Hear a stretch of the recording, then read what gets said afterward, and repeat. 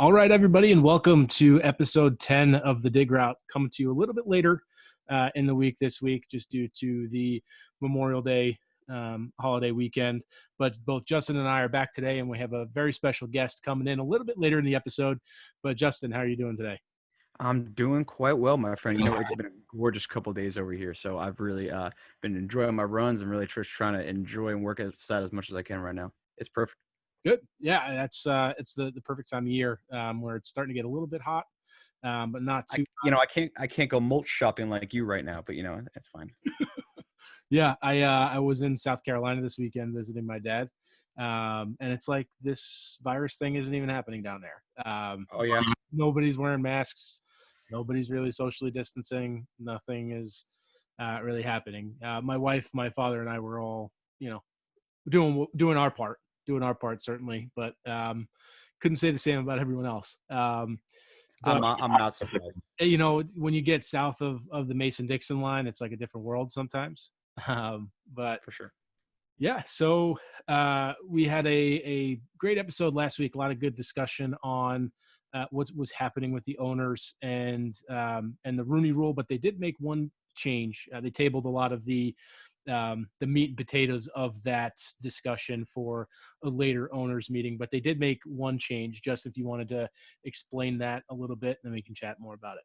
Yeah, so one thing the NFL actually modified was the blocking of coaching and executive interviews. And what essentially that means is that for years and years and years, coaches and executives that teams cherished and loved, they would block them from attaining certain jobs and leaving their organization essentially at the end of the day. And most of the time, did those guys stick around? Yeah. But there are other times where blocking that coach or blocking that executive ultimately kind of held them back in their career at that point in time. So now the NFL has gone away with that. And it does not go hand in hand with the Rooney Rule, but there have been times where a lot of minority coaches have been tried to be interviewed, and a lot of teams have denied them, and they unfortunately lost their chance at it. Like I remember Vance Joseph, when he was the defensive backs coordinator for the Bengals, was blocked several times for going for several defensive coordinator positions. Vance Joseph was nothing more than a defensive backs coach for the Bengals. Like that was it. They cherished him. They gave him all this hype, but that was it. And they blocked him from advancing in his career further than he had. So yeah, I'm a fan of this. I'm a very big fan of this. I think is a step towards some sort of equality, racial equality in top positions in the NFL. What do you think, Tish? Yeah, I like it a lot. I think from the executive side, we saw it a lot with Nick Caserio in New England and Houston and that relationship. There's a lot of crossover with the big wigs in Houston and in New England, even from a coaching tree perspective. But I really like not limiting the opportunities. I think the spirit of the Rooney Rule originally was to give more opportunity, was to um, give folks who may not have had an opportunity to interview, to continue interviewing, building a reputation with folks around the league. And I think this rule really, or this implementation will really speak to that, where they're not limiting that opportunity, where they're allowing folks to interview and to gain a reputation around the league. I think that's what it's for, and I'm all for that. I'm all for that different opportunity, letting different people, share their perspectives on how to run a team or how to run, a coaching staff. Really interesting with a lot of these new offensive-minded coaches, their top right-hand men, so to speak, they've been blocked a lot. Mm-hmm. Kyle Shanahan is huge on blocking his passing game coordinators and those types of positions. I know the Eagles have done that a lot too with their quarterbacks coaches interviewing for offensive coordinator positions. So really looking forward to seeing how different the interviews look next year. So I'm very excited about the rule, this implementation, and I'm excited to see what it can do for some of the folks who haven't had that opportunity in the past. Yeah, and I think we're going to see a lot more either under the radar coaches, that like names that we've never heard before, kind of rising through the ranks and appearing before our very eyes, like linebacker coaches, defensive line coaches, stuff of that nature. Or we're even going to see probably some former players that we grew up with being interviewed for some of these executive positions or coaching positions. So I think that'll be a lot of fun. Like, I don't know about you, but like anytime I see like an old school, not when I say old school, I mean like a name from like the early 2000s, but I see like the lineman John Runyon. I'm like, oh, that's a name right there, man. You know, like you like seeing stuff like that, and you like seeing these guys succeed right? past their career. Hairy arms. I think that's always Yeah, hairy arms. Yeah, he has a son. I think he played at Michigan, plays at Michigan. I don't know if he entered the draft, but yeah. um I'm all for this. Names to look out for. Hines Ward was or is a coaching intern on the Jets staff. I think having him interview for different positions. I mean, why not pick the brain of a future Hall of Fame wide receiver? Probably. Sure. Absolutely. Yeah. I think that it opens up for opportunities like that. But this week also gave a lot of time for hope, a lot of time for excitement. Some of the team facilities are going to be reopening soon. It's been reported that coaches may be able to enter their facilities as early as next week, which is so exciting. And there may even be some mini camps. There is nothing in the world quite like seeing your quarterback throw a pass in shorts and just a jersey and shells for the first time, just to really give you that feeling of, ooh, the season's close. With the duct tape on his helmet saying his name or something like that. Yeah, man. Oh, for those of us with established quarterbacks, that wow. won't happen anymore. But I'm so excited. I can't even begin to, because now is the time where I start paying attention to, okay, what rookies are playing well for fantasy purposes. Start paying attention now and really kind of build that up. Really encouraging and exciting news that Governor Phil Murphy is allowing New Jersey sports teams to begin the process of reopening their facilities. And Governor Andrew Cuomo did that in New York as well. Exciting times for sports all around. I think that's going to be one of the things that the NFL is going to have to keep an eye out for, is if certain areas or certain states aren't opening as rapidly, and how or if that may create a competitive disadvantage. But from our perspective, this is exciting news, and I'm very much looking forward to seeing the continued opening process of the NFL, because I don't know about you, I can't keep the only memory of the offseason being Roger Goodell's man cave. Can't be it. So we needed this news. I think it's Absolutely. there's still a lot to deal with COVID-19 and the ramifications of that, and how to make sure that we're keeping players and team execs and fans potentially safe from this. But I couldn't help but be excited hearing that we're looking at potentially having coaches in the building. Yeah. I mean, I was surprised, not surprised. Once Andy Cuomo said that New York teams can begin to resume their practices, the Yankees, the Knicks, I mean, not that they really need to, but I mean, I knew that the Jets and the Giants were right there in line. Being a New York sports team, you are a New Jersey-based sports team, so you do have to abide by those rules. Yeah, man, I am so pumped. I don't think there's going to be any sort of competitive disadvantage. I think the only competitive disadvantage would have been for New York specifically. I mean, California, they're pretty strict over there right now, but last I checked,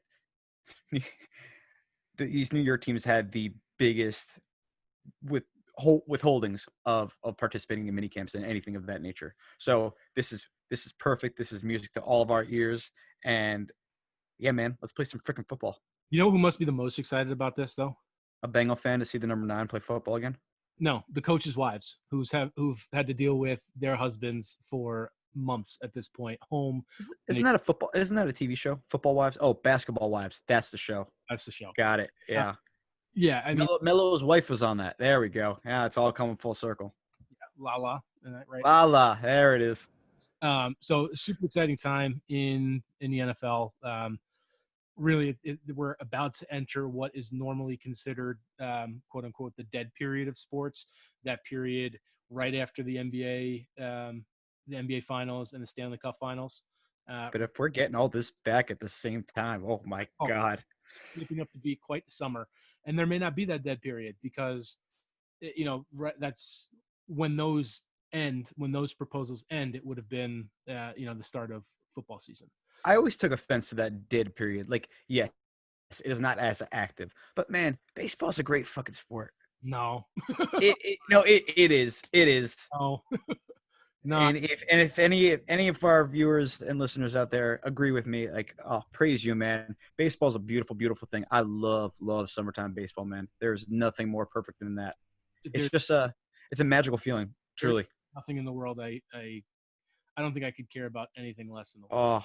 Oh, That I'm just not a baseball guy. Like I mean, baseball, we could go into that for a while, but for me, they just never innovated, and I need action. My attention span is in who said you had to innovate? the fact that they're asking players to take 30% of their salaries. Well, okay, that's a whole different thing. That has nothing to do with innovation. That has something to do with making a fucking promise that you should not have made and can't keep. So, yeah. No, MLB owners fucked that one up beyond belief. But the fact that they're in that spot is Oh yeah, they're in that spot because the sport has faced declining revenues, declining ratings, all of those things. So that's just part of what's been going on. But something that is pretty innovative, at least that I think so, is what Tiger Woods and Phil Mickelson have done the past couple of years with the match this year, including Tom Brady and Peyton Manning, a little rival on rival action that was fun. golf event. Very fun. I love that Charles Barkley was included in it. And that, but I think most importantly, I think the thing that I appreciated most was they've raised $20 million for COVID-19 relief and charities that will be assisting people who've been impacted by COVID-19. But it was just a really cool event where I liked how they braved the weather and really how competitive Tiger Woods was. He really didn't say much. So he took it so seriously. Brady took it seriously after he made that crazy shot. And then I was having nightmares, not nightmares, but, a little bit of PTSD almost when Manning and Woods had what seemed like an insurmountable lead. And then all of a sudden, here comes Tom Brady at the end. It was very indicative of their football careers and their football rivalries, where Tom Brady comes back and, almost, usually on the football field, he came back and completed the comeback, but all around great event. Hopefully they continue this and make this an annual thing. Absolutely. And they're talking about bringing in other talent, not just Tom Brady and Peyton Manning. They're talking about young guys like Pat Mahomes coming in. They're talking about having Steph Curry come in, guys who are golfers, who are entertainers, and household names for the sports community. And I think this would be a hell of a lot of fun, man. You can make it a weekend event. Like this can keep growing. This doesn't have to just be a one-day thing, because I think especially for right now, if this was a weekend affair, my God, man, those ratings would have been through the freaking roof. I think it was the most watched golf event ever. Yeah. Because golf fans, people who weren't golf fans, watched this as well. Right. You had football fans watching it. You had people just bored out of their mind watching it. So, of course, this is the highest rated golf viewing ever. Oh, yeah. And there have been some crazy Tiger Woods matches out there on TV. Yeah, I mean, it just goes to show the drawing power of Woods, Brady, and Manning. People will turn out to see them. I really hope they keep it like a rivals thing. I know some people were talking about having MJ in the next event just because he's. Give me like MJ and Isaiah Thomas, man. Wow. Oof. Yeah, I think they have to be a little bit friendlier than that. No. If you want a rival, man, I want a rival. Well, see, I want a rival like Tom Brady and Peyton Manning are rivals. Like they respect each other, they're friendly with each other, but when it comes down to it, like they're going to talk smack to each other. If it was MJ and Isaiah, there just wouldn't be any talking between the two of them. They have to kind of be that frenemy type of thing. So maybe MJ and Charles Barkley, where like they used to be friends and they were rivals and they were friends again, and now they're not on speaking terms. Maybe they can reconcile. I don't know Michael's relationship with Gary Payton these days. I just saw him laughing at him at an iPad, but I think that would be a lot of fun because I love listening to that man chirp. What about MJ and Scotty? I hear they're on little rocky waters right now. Yeah, I think they need to, or maybe Steph Curry and Steve Kerr. Something like. Can LeBron golf? No, he's too good for golf. Too good for what? I don't know. He just What kind of statement is that? he's too tall for golf. That's for sure. He's 6'9". Okay. He Charles Barkley's 6'9". He plays golf. well, He's not good at it, but he plays it. no, I've never seen LeBron golf, so I don't know if he golfs, but that's not like a kind of rivalry. Let me ask you a question here. I read this real quick. This is not on our agenda at all. It just kind of came to my mind. If LeBron James was an NFL player, what would he play, and would he be good? He would play tight end, and he would be one of the best tight ends ever. Would he have been what Gronk was? What Gronk is, I guess. He would. I think if he devoted himself solely to football, he would have been better than any tight end that ever played a game. Because there are people, NFL players included, who wholeheartedly believe that this dude would be a dominant freak in the sport. Yeah, I mean, there's nothing that I've seen that would indicate otherwise. Like the only thing that I would question is he would have had to have played college, and like we would have had to see that. So like it's so hard to really think about. But yeah, I think he would have absolutely dominated the sport. I mean, he's 6'9", 250. He has a 4.6 speed, and he can jump like 50 inches, something crazy like that. Like, can you imagine that man on the defensive side of the ball, though? No, like, honestly, I couldn't. I could. He'd be a freak out there. I think that would be incredible to watch.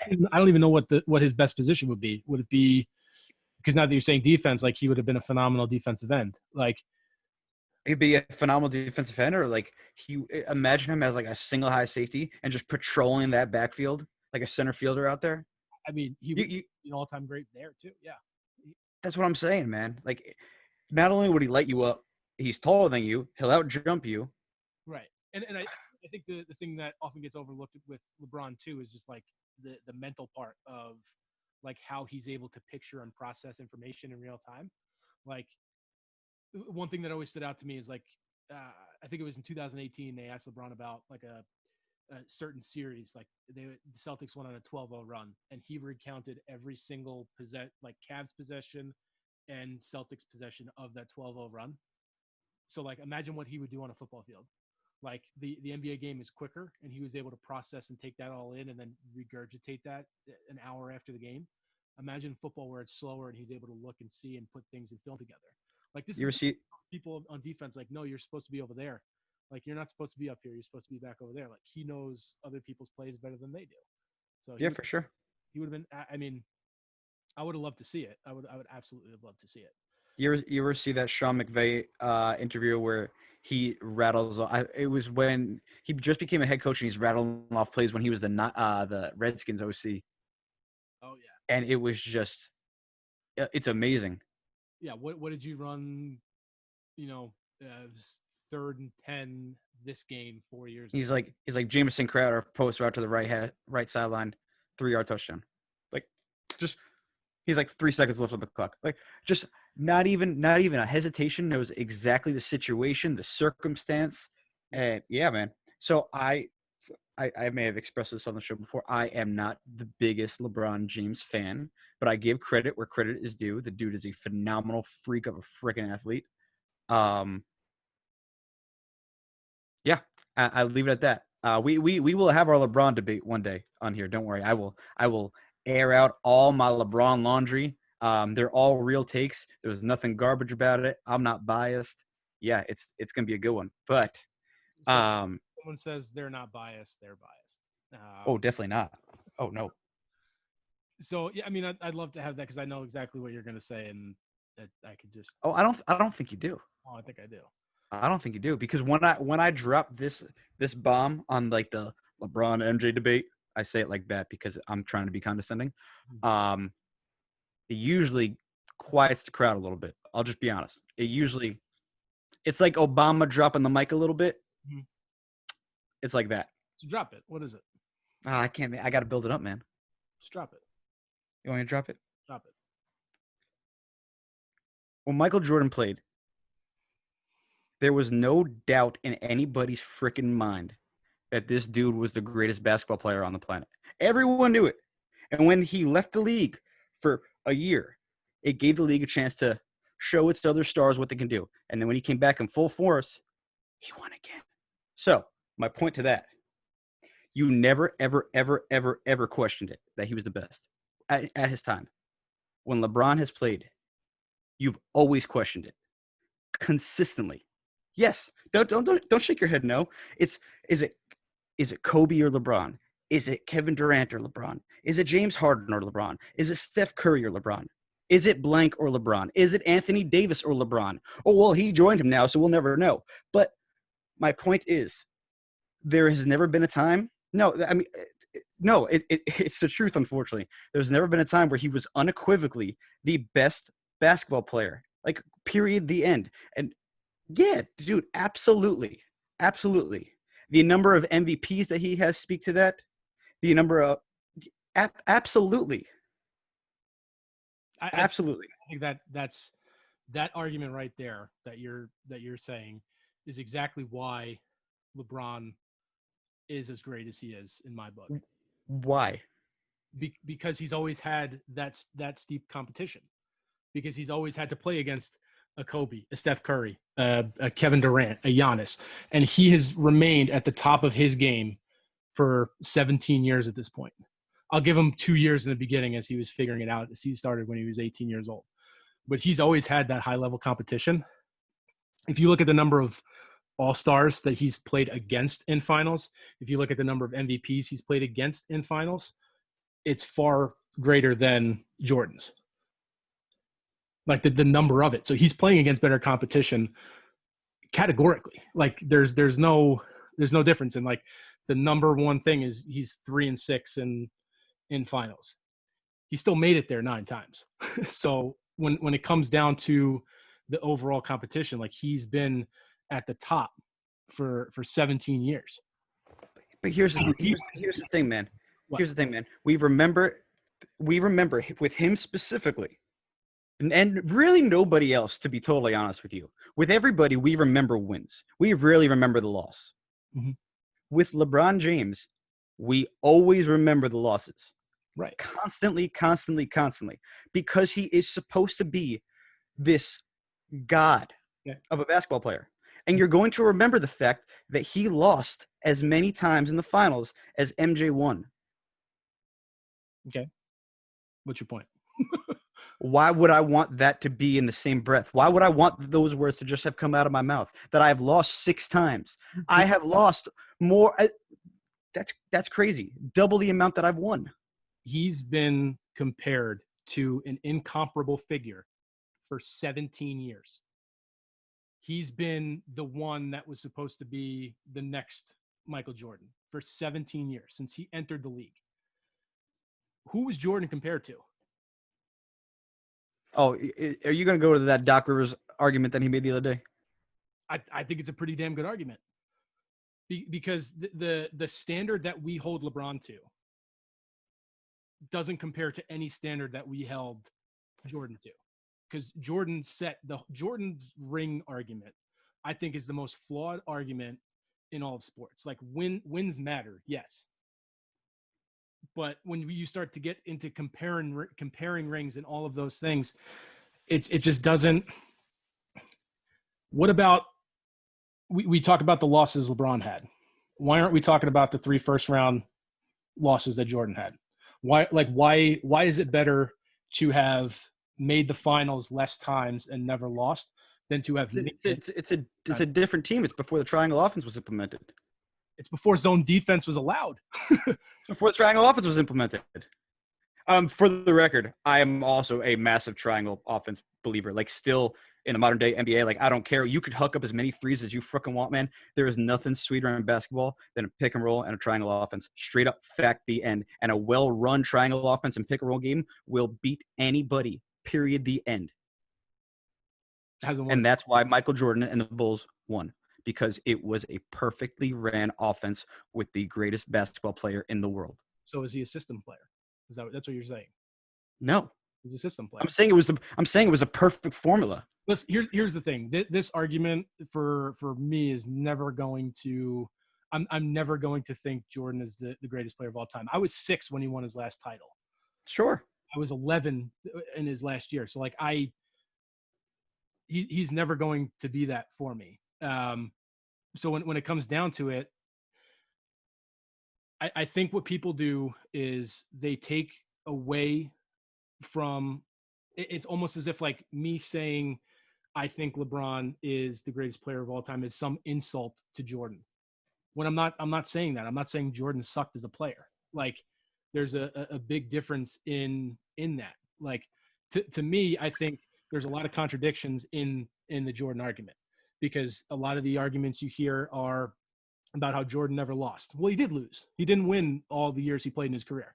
He did lose. No, the argument is that when he's there, he never lost. That's the argument. Well, no, he didn't win a title every single year he played. No, I'm saying when he was in the finals, he won. That's the point. When he's there, he wins, and that's the point that people try and make and hit home run. Which I think is a flawed argument in and of itself, because like, is winning the only thing that absolutely matters in a career great? Because if it does, then he's not the greatest player of all time. The Bill Russell's the greatest player of all time, and Robert Horry is better than he is. So the ring argument doesn't matter to me. Like that's so to me the rings is out, because he's not the greatest from that perspective. If you talk about individual statistics, it's Kareem Abdul-Jabbar. Sure. From MVPs, he has the same number of rings, and he also did it in college. Kareem did. So I love Kareem. Invented a shot that is literally unblockable. Right. So from all of those things together, like there's about LeBron too. One of the things that I hate most is that he's not a clutch player, and that he relies too heavily on teammates. We saw Jordan pass up game-winning shots twice in The Last Dance. So I don't want to hear that argument anymore from anybody. It's null and void. He's passing it to guys he trusts, though, not fucking Danielle Marshall in the corner in 2007 in Cleveland. Yeah, Danielle Marshall, if you're listening, man, I just dropped your name on this podcast. What's his name? Danielle Marshall. Hey, that's who LeBron is playing with. Danielle Marshall. Oh, and LeBron and Michael Jordan played with fucking John Paxson. Like what? Michael Jordan played with 3 Hall of Famers. So like that whole argument doesn't hold weight for me, because Scottie Pippen was arguably the second best player in the league. So I like the fact that like Jordan played with other all-stars too. Like it doesn't make sense. The arguments are all contradictory arguments with that. So we have to set a standard, and if we set a standard, to me, LeBron is always going to win. That's just how I view it. Like with me and LeBron, and I could really go really deep into this. It goes far beyond basketball, like truly. So I think your thing is a little bit more of like a personality thing with him. Like I think with LeBron, like he lost a lot of people when he did the decision. Like sure, he lost a lot of respect from a lot of people, and he did that the wrong way. I am one. Right, he did that the wrong way, but he was 22 years old, 24 years old when he did that. Like, but I've felt like he. So though he may thinks that the moves he made, his PR team thinks that the moves he makes are good, I gotta be honest, I kind of see through it, and I think it's a lot of full of shit. Personally, I really do. No, the I Promise school, totally great move, totally respected. Build a school for underprivileged children. All about that. Don't put your face in every hallway. Don't put your face in every locker. And don't make a documentary by a production company that you own about the school and their success in their first year. Yes, we're going to talk about The Last Dance. That's awesome. That's really great. That's awesome. But The Last Dance is Michael Jordan trying to show people that he's a great basketball player, which I don't really give a shit. It's a pissing contest at the end of the day. That I Promise documentary is LeBron James saying, again, hey, guys, look at me. I'm a really great person.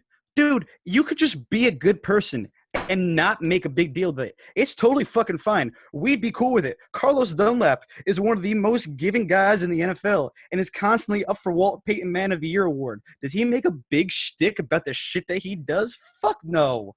Just it's okay to be a good person. What I'm hearing has nothing to do with basketball. No. So the argument. I told you it's basketball, but it's further than basketball. So, but even if you want to go there, like Jordan just spent like. Jordan is so caught up in his ego that he can't stand the idea of anyone potentially even having a claim to being better than him in any way, that he releases a 10-part documentary with unreleased footage. It's a pissing contest. Because LeBron had the greatest finals comeback of any team in history. Yes, it's a pissing contest. Right, but my that's all that is. Right, but Michael Jordan didn't produce a documentary showing how great of a person he is and all the work he did for a charity by a production company that he owns.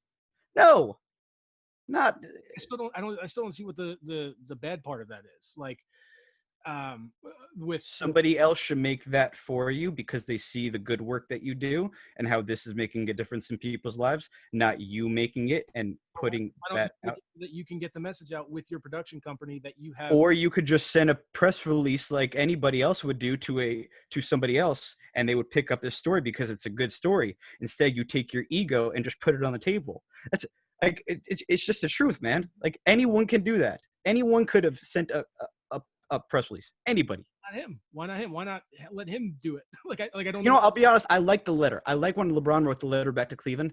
Ish. I think I liked it. It doesn't. To me, if we're talking about greatest player, like I think a lot of what's happening on the outside is affecting your perception of him as a player, and I think that's no.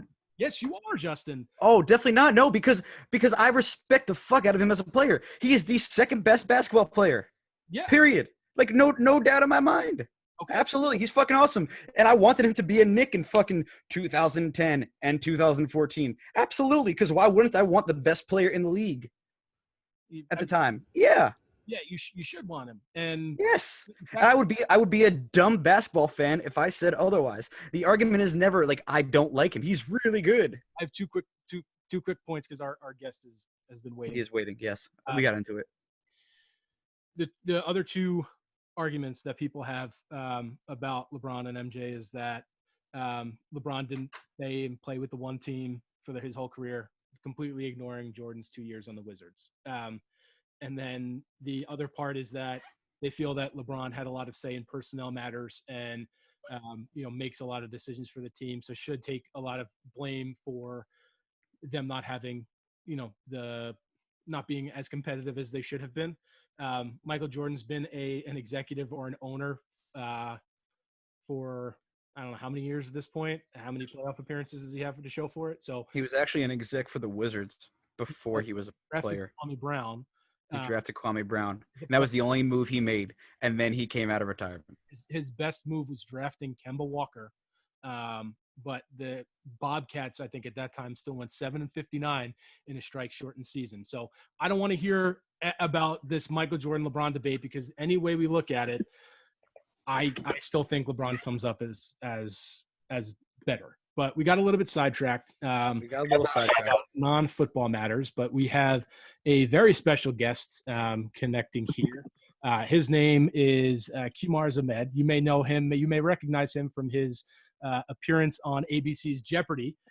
He is our Raiders Fansider and our college buddy, Q. How you doing, man? What up, guys? Long time no see. Yeah. What is going on, dude? That beard is looking fierce. I'm just trying to get Andrew Luck levels. Trying to get. I think you're close to it. Yeah.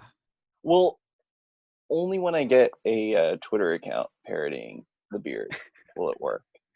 Yeah. Oh mother. The candlelight is burning.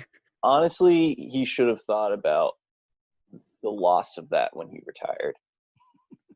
He really should have. Much like Peyton Manning with Peyton's head. If you followed that Twitter account.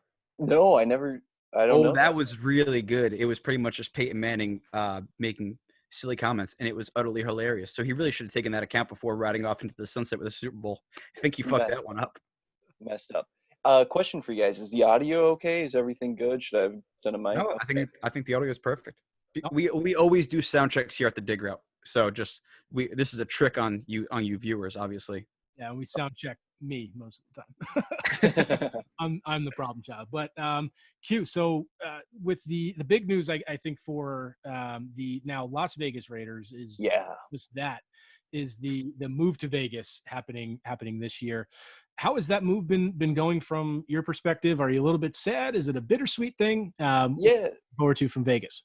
So personally, bittersweet in the sense that bitter both for the loss of Oakland because you had diehard fans and you had a culture that went back decades and decades, and the fan base there, the black hole, even when they're 2-14, right, still showing up.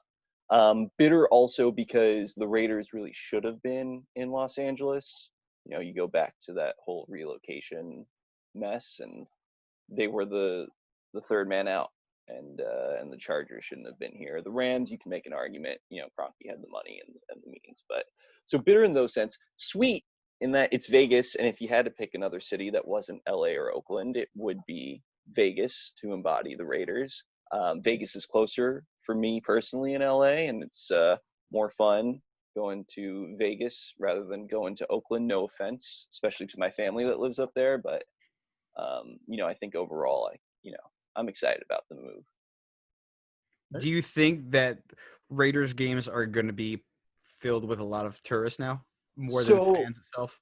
I was reading a stat that somewhere between like 40 to 60. I might remembering the opposite end of that percentage, but a good portion of PSLs that were sold are from California. So you're going to have a good amount of people who are coming probably from Los Angeles, maybe a few from Northern California, who are coming in regularly, at least for the big games. And if not, you can probably expect them to go on the secondary market and sell to tourists. But for the big games, they're coming in. And Vegas is a city that has, I think we saw it with the Golden Knights.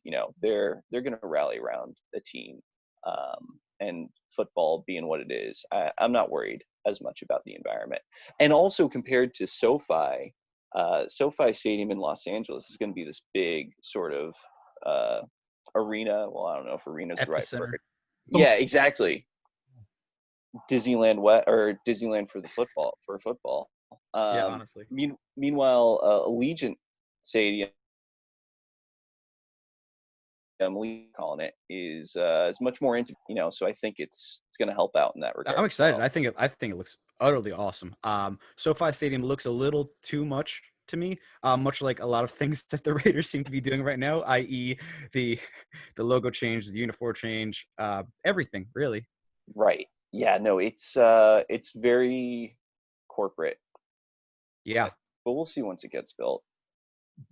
Very cool. So the fascinating part to me about the Raiders offseason was what they've done on offense, and then specifically bringing in Mariota, which to me signals maybe a shorter leash for Derek-Carr at quarterback. Do you get that same vibe? What's going on with quarterback in Las Vegas? I think a lot of people are trying to read the tea leaves here, and I think everyone who has tried has gotten it wrong. I think people have written off Carr under Gruden's eyes for a long time. I don't know if Mariota is a signal to Carr so much as maybe either a push for Carr to say, hey, why is that? Why is it that people just automatically assume that John Gruden has written off Derek Carr? Because I mean, let's call a spade here, man. 4 years ago, Derek Carr was one of the best quarterbacks in the league, and John Gruden, I remember lushing over him, and that was a big reason of him taking that job, I thought. Yeah, so I think that a couple things. One, Gruden, he gushes about every quarterback. So, he treats quarterbacks like some guys treat cars. Each one is a new toy, and he can do different things with each one. I think also some of that is the fan base or the media projecting onto Carr, because like you said, he was a MVP contender, and then ever since that injury, he's been. It depends who. Yes, the Raiders fan base is very mixed on this, very polarized, I should say. But he hasn't been what he was that year, and so I think people are looking at that and saying, well, you have this new coach, new GM. They're probably going to want to get their guy. Is Carr their guy? But then on the flip side, people forget Gruden likes veteran quarterbacks. He doesn't like dealing with rookies. He likes people who have a good football mind. And Carr, he might not show it as much on the field, but he definitely does have a good football mind. It's a combination of all of those factors, and I think his ability to last might be that they haven't had a good alternative to him so far. But to me, if they wanted him out quickly, they would have done it. They would have used their draft capital that they had the past 2 years and gone up for Tua or for Kyler or someone. or Justin Herbert, or Right. exactly. Right. With a If lower price anything, tag.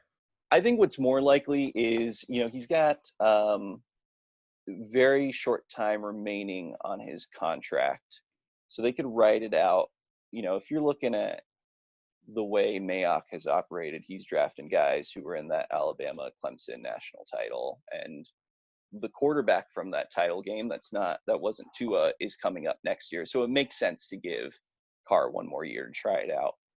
And then Mariota, going back to the earlier question, Mariota, he's there as both a way to push Carr to say, hey, you really need to do something. And also, he's a failsafe. Carr gets injured, Carr isn't doing well. You got a more reliable backup to just plug in there and maybe recreate what happened to Mariota in Tennessee. Who knows?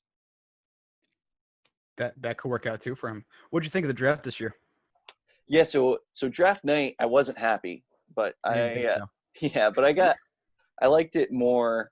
I've liked it more as time has gone on. I was a big, and this might be my own bias, loving Oklahoma football as it has been under Lincoln Riley, and just seeing how explosive that offense has been. So I loved CeeDee Lamb. That's who I wanted the Raiders to take, but Ruggs makes sense.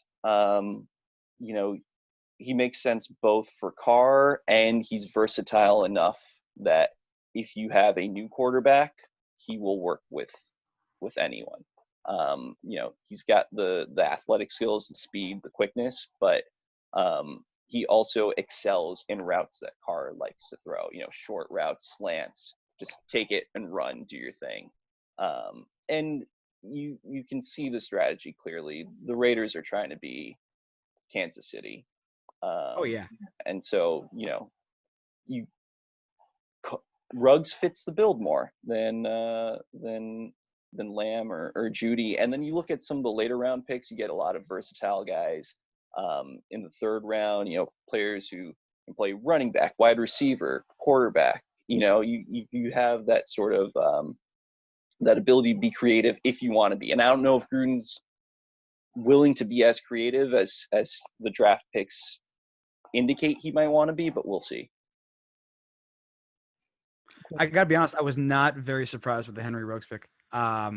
Just knowing that the Raiders' history. Yes, I know Al Davis has been gone for some time, rest in peace. But I mean, that legacy still runs deep, man. And if I will never forget the Darius Headward-Bay pick. Yeah.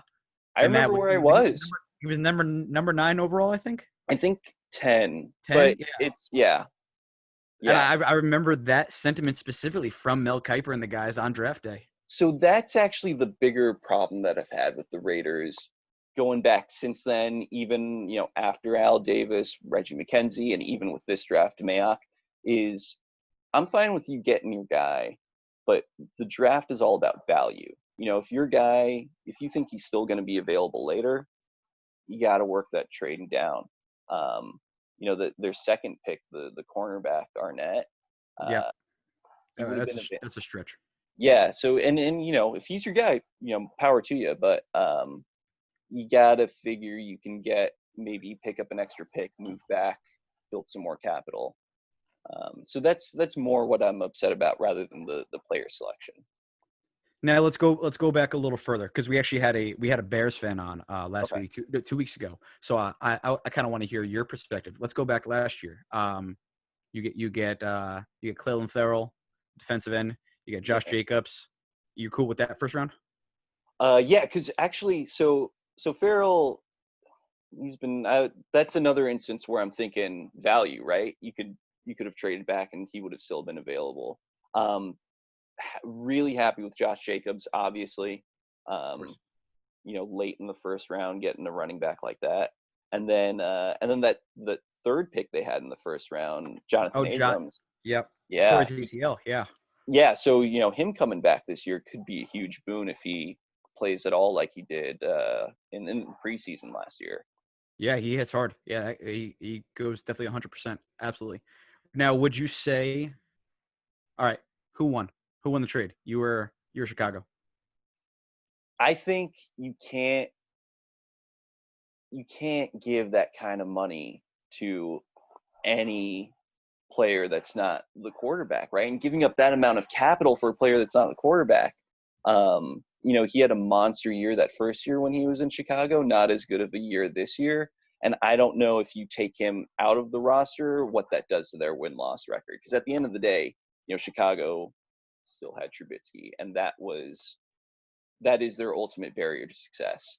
And using all that cap space really hurts them. Meanwhile, you look at the Raiders, you sort of revamped your whole roster, getting 3 extra guys out of that. Well, 2 because they had to give up that second round pick this year. But you look at the first rounders; those are the high impact guys. And if Abrams comes out and is everything his potential seems, then the Raiders could end up winning it as it stands without Cleveland Farrell becoming more than what he is. I'm curious though. I didn't hear the episode. What the Bears fan thought.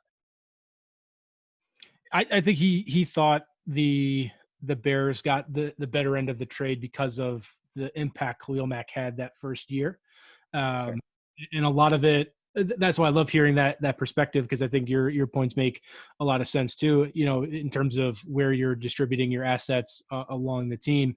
Paying Khalil Mack that kind of money is a lot, and if he has another year like he had the first year, I think that may be a little bit worth it, especially since you've had a rookie quarterback, or a quarterback on a rookie deal. Right. Well, I think from that perspective, that he was thinking that makes sense. That the Bears won the trade for Khalil Mack, but I think a lot of it depends on how. I forget who the pick was last year. Was it Josh Jacobs or was it Abrams that came from the Bears? That's a great question, because one of them was Cooper. Yeah. I think it's Jacobs. I think you're right. I want to say Jacobs because it was later in the first, and I know they made it to the divisional round that year. Question mark? That was the double doink, right? Yeah, that's the double doink. So I want to say that's like the 26th pick in the draft. Which sounds about where maybe he went 27, I think. Yeah, because the Cowboys lost to the Rams that year. So I think you're right. It had to have been Jacobs. Yeah, I think Dallas is the Abrams pick. Oh, okay. Yes, yeah, exactly. Well, I mean, it's a fair point. I'm curious what they would have done without that pick. I think they would have still gotten Jacobs. So maybe that, if we want to think about it that way, they were really starving at running back, and they're starving everywhere. But I think that given all the talk and all the hype around it, I think they would have gone Jacobs if they only had one of those picks. So if you want to compare it just apples to apples with that, I think it's an interesting way to look at it. And it's a great point with Chicago's mindset of winning, wanting to win now. Oh yeah. I mean, it made total sense at the time, and I mean, listen, I was on the Mr. Trubisky hype train because what I saw, like it looked real, and you could see that progressing. So when you saw them and you saw that double doink and what they went 11-5 that year, 10-6, something along those lines, Right. You're like, all right, this is a team that can compete in the future, like 100%. You won this trade. Yes, Oakland or Vegas will be rebuilding and they will reap the benefits off that, but you're pretty much in win now mode, and you're very close to it from where I can see. So I think that massive step back this year by Trubisky, not only Trubisky, I think the entire offense, because I mean, David Montgomery wasn't about it. This isn't a Bears episode though, so we won't go into that. But the reason I actually wanted you on cue though is I'm very interested in the Raiders, especially having a former NFL analyst as your GM. I think is a really fascinating approach to it, like a new age approach to being a GM. I love a lot of the young talent you guys have. I'm a huge John Gruden fan, so I really wanted to hear from a Raiders fan and see where you think this team is going this year. Yeah, so I think the big question for the Raiders is Derek-Carr. Is he? And maybe it's not. Maybe I'm wrong. Maybe he just dinks to Josh Jacobs and he throws slants to Ruggs, and that's all you need, and the defense steps up. But boy, if Carr could be more mobile in the pocket, have more trust with his deeper throws, have a little bit better situational awareness, then I think they could, I don't think they could challenge Kansas City necessarily for the division, but I think they could get close to being a top team, um, in the AFC playoff picture. But they're young. I'm excited to see what a lot of these picks this year and last year will do. They brought in a lot of free agents too, which is interesting. And I think last year they were sort of knocked for it because first it was like, well, you trade Khalil Mack, you're rebuilding. Why are you bringing the veterans? Oh, you're drafting a bunch of high character young guys, but you're bringing in veterans like Richie Incognito. What are you doing? What is this mix of old and young? Right. And Incognito worked out great. He's a model citizen. And I think the blend of the old and the young really, really worked well in terms of just helping the young guys move along a lot quicker. I think that the athleticism and physicality was something that Gruden was looking for, and I think he got that last year. So, injuries and Carr, I think the Raiders, and the other thing too, very favorable schedule for once in a long time for the Raiders. They don't have to travel as far. They're not sacrificing a home game to go to London or Mexico.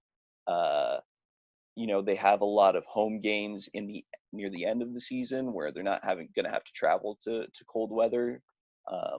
So, and the other thing, we can joke about a little bit. There might be home field advantage living in Vegas. Teams coming in first time, one time a year, one time in over many years. They're going to have fun while they're there. Yeah, so that's a great point. Never even thought of that. Yeah, because a lot of folks from an NBA perspective say that about Miami or like those party cities. They have that built-in home court advantage off the court. Right. So yeah, that was the reason the Warriors would always lose against the Lakers when the Lakers were awful, because they would play the Clippers on a back-to-back, go out and then come back, play the Lakers, and they were dead. Yeah. And so from a Vegas perspective, what's their record from a floor perspective, and what's their ceiling? Like what range could you see them going between? All right, so let's do worst case scenario. Worst case, you're in a lot of tight games, you lose them late. Carr makes some errors, young guys don't do well, you get some injuries, the defense doesn't, the free agents don't work out, and the defensive talent that you drafted doesn't really do well. I think you're looking 6-10, 5-11. I think best case, you're getting what you want out of Carr, you're getting what you want out of your draft picks. The veterans are stepping up on defense and really helping out. You use that favorable schedule, then you're looking at 10-6, 9-7. They were really close last year. They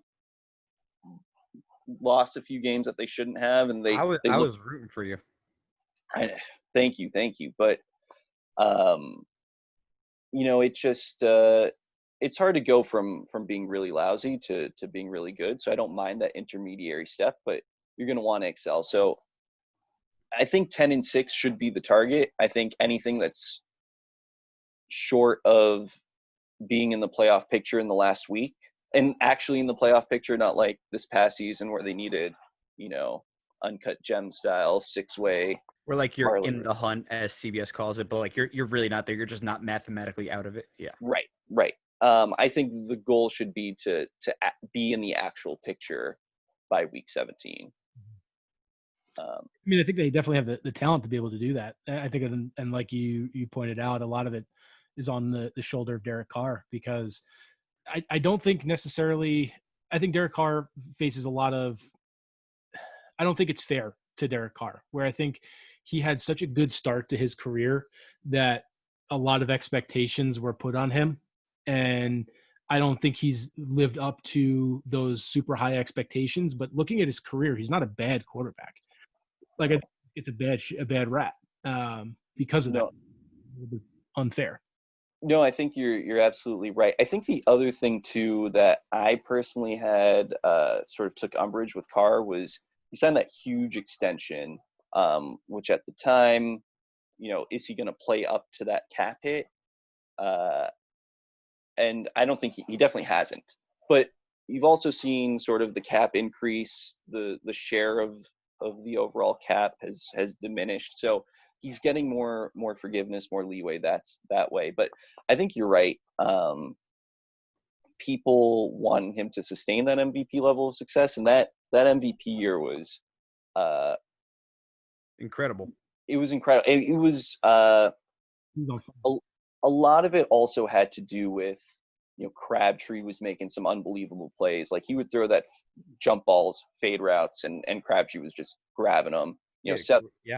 Seth Roberts couldn't drop a pass. So he had some help. He still has a great offensive line.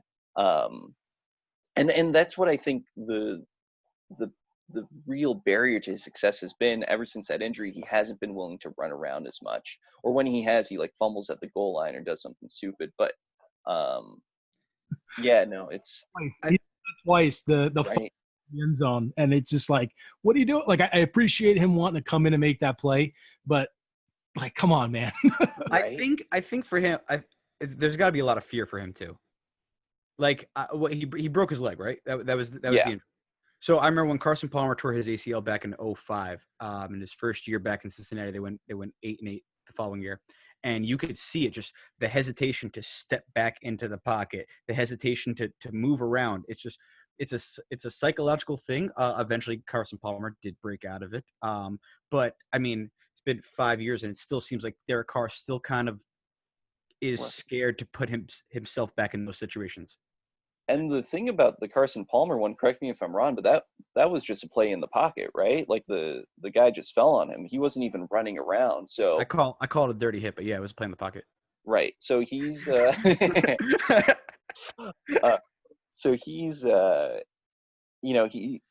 if he had that fear, it makes sense for Carr to have that fear. But as much as I'm with you in terms of saying, well, maybe we're a little too tough on him. He's run out of excuses. He's run out of time to have excuses. Yeah. Contract's running out, pressure's on. He's got young guys. I mean, I said the success of the season will be determined on Carr because I'm assuming that Josh Jacobs is going to have a monster year. I think it's going to be a run first, a run heavy offense. I think they're just going to pound the rock with Josh Jacobs. So the wild factor is Carr, but if Josh Jacobs doesn't show up, then that's going to be the biggest problem, of course. But we're just assuming that for the purpose of this conversation. So you have a running back who's going to get you 1,500 yards. You're not going to have to throw the ball all that often. When you do, it's going to be quick slants. It's going to be quick out of the pocket. And you're going to have the talent to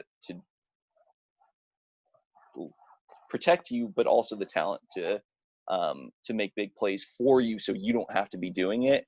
And then a defense that will hopefully keep you in games for a long time. I don't know how Carr comes out of this year if it's not a good year for him.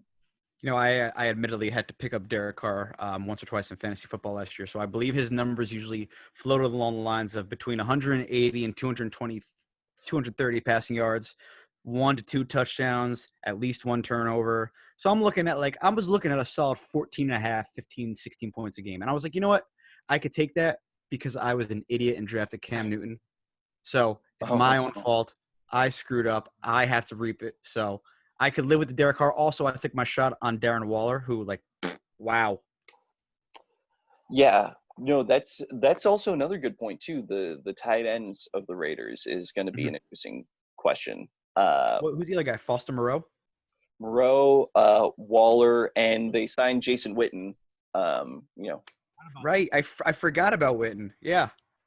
Who knows how he's going to do? But you got to think he's a big body, and he's going to be able to just, you need 2 yards. He's going to catch the ball and hold on to it. But even from a mentor and experience standpoint, I think Jason Witten is truly one of the best to do it. He's absolutely a top 10 tight end of all time. And I think heard rumors that he's wanted to get into coaching. There was a while back when, before he took the Monday Night Football job, he almost took the Tennessee Vols head coaching job, which would have been weird because he had no head coaching experience whatsoever and just getting it off his name and name alone. But I think this would be maybe a cool transition to a coaching career, maybe joining a John Gruden staff post his career. I'd love that. You got young guys, and he's a good communicator, and he's a good mind. I would absolutely love that. He just does not belong on Monday Night Football. No. Communicator in terms of talking to players, I don't know about calling the game. Yeah, it was a little much. I just looked up for Derek-Carr. He had the most amount of yards that he's thrown for, and had the highest rating of his career last year. So yeah, so very interesting to me. And I don't mean to interrupt you. I'm sorry. The other thing that I want to make sure we mention too is that his completion percentage through the roof last year. He's making safe throws, but he's making them effectively. And part of that is the yardage, how far he's throwing the ball, but he's doing better at protecting it. He's gonna make completions. He's gonna have he's gonna have another year with the same system. All the things are in line now for him to do. Who's your defensive coordinator these days? Is it still Paul Gunther? Yeah, I hate that that puffy vest wearing motherfucker. He was a Bengals defensive coordinator for a little while after Mike Zimmer left. He was supposed to be like the heir apparent, like this guru. He's better than Mike Zimmer. No, but first of all, nobody's better than Mike Zimmer. That guy is like a god to me. So just out the window from there. No, I think a lot of your problems last year came, unfortunately, defensively. Yeah, and I think a lot of that was personnel issues. If you don't have the guys, you don't have the guys. Linebacker has been probably the biggest problem for the Raiders my entire life. Since the Super Bowl run. And you're playing in division with Kansas City, with Chargers, with teams with tight ends, great tight ends. But I think a lot of it is coaching. And I know a lot of the fan base is very upset to have Gunther coming back. So we'll see. I would be too. Yeah, and I just got a notification on here that we have less than a minute remaining in the meeting. I guess Zoom has removed the break that they give you for and people on here at a single time. But before we get kicked off and all that, Q, I just wanted to thank you for hopping on. We'd love to have. Of course. Yeah, this was a lot of fun. Feel free to come on anytime. But just for the purposes of getting kicked out, right. You want to just sign off for us at this point, and we'll definitely make sure to have you back. Absolutely. When Zoom lets us have a little bit more time with you. Fair enough. Well, thank you guys so much for having me. I love talking football. I love talking the Raiders with you guys. It was good to see you, after so long. Absolutely, man. For sure. You have a great rest of your night. And for everybody, thank you for listening to this week's episode of the Dig.